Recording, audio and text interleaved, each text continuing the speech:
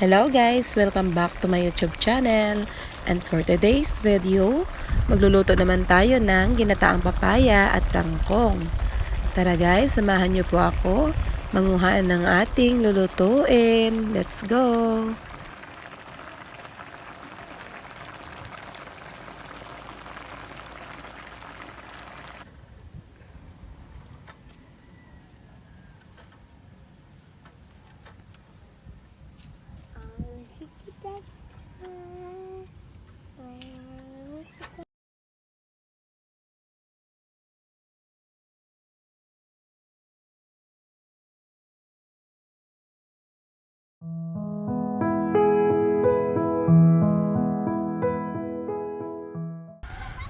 Ito nga pala guys, ang aking puno ng papaya. Dito na rin tayo kukuha. Ayan. Maliliit lang siya pero fresh from the tree.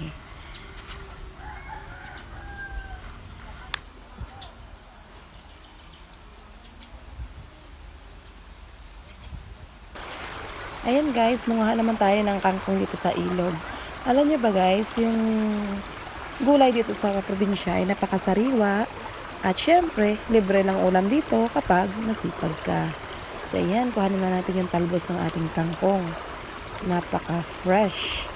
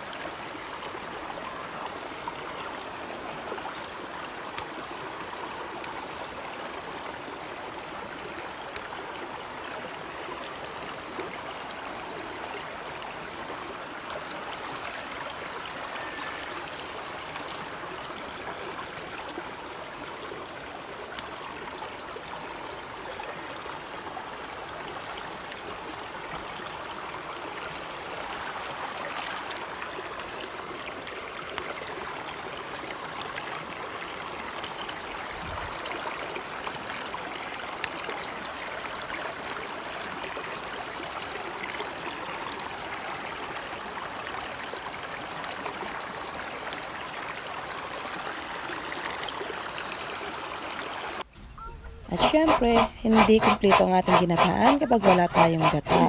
Kaya ito, magkayod na tayo ng niyog.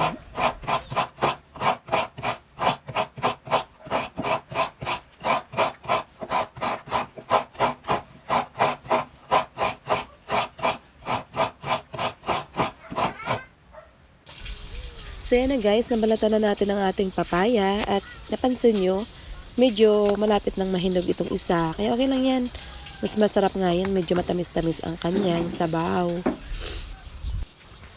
Ayan guys, hihiwain lang natin yan ng bahagya.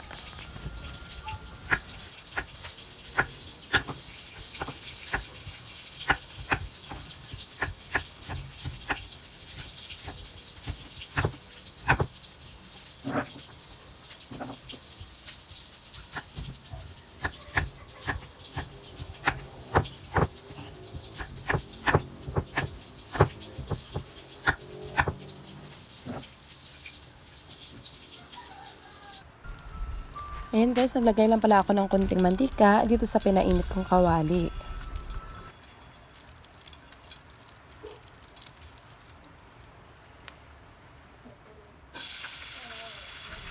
Tapos ayan, igisa lang natin itong ating sibuyas at bawang.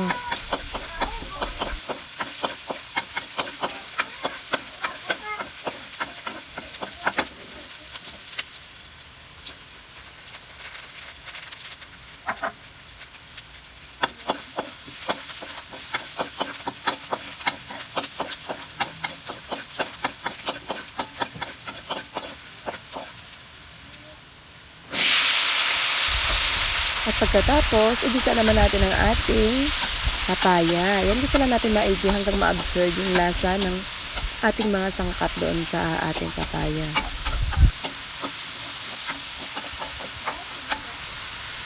Yung ipapalambot nga pala natin sa ating papaya guys is yung pangalawang piga ng gata. So yan, lagay natin, tapos takpan lang natin hanggang sa maluto yung papaya.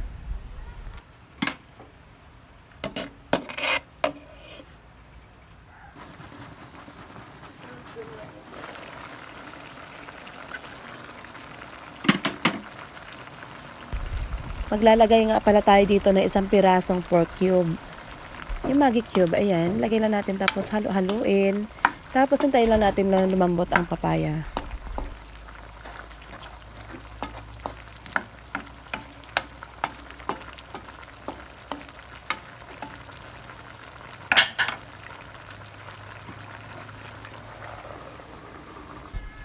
Ayan guys, pagkalipas ng ilang minuto, for sure naman malambot na itong papaya natin. Kaya, ayan, pwede na natin ilagay ang ating unang piga na gata.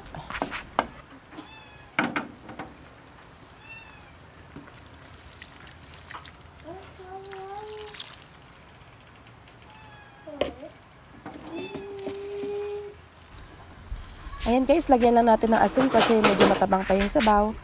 I-adjust nyo na lang po paglalagay ng asin. Depende po sa inyong panlasa. Kung gusto nyo na medyo maalat o sakto lang.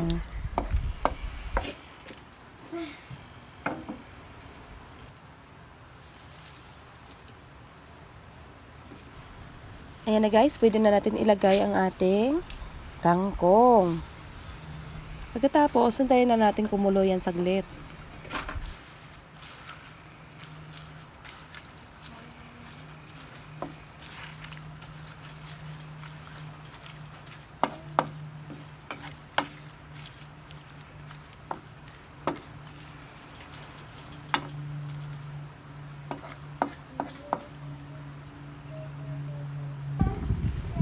So yan na guys, luto ng ating gulay. Kaya lagyan na lang muna natin ng konting paminta para mag-balance po yung lasa.